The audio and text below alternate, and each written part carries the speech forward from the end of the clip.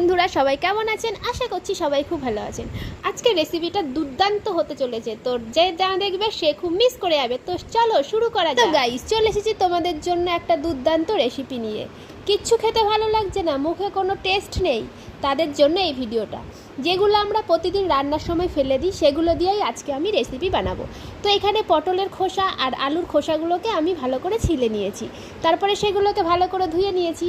ধুয়ে নেওয়ার পরে কড়াইতে সর্ষের তেল দিয়ে তার ভেতরে খোসাগুলোকে রসুন, পেঁয়াজ, শুকনো লঙ্কা দিয়ে ভালো করে ভেজে নিতে হবে, পুরো মুচমুচো করে ভেজে নিতে হবে।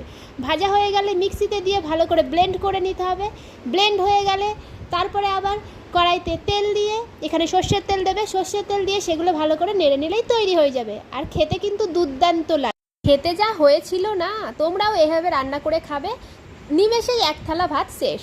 তো ভিডিওটা কেমন লাগলো কমেন্টে অবশ্যই জানিও। টাটা, বাই বাই, দেখা হচ্ছে নেক্সট ভিডিওতে।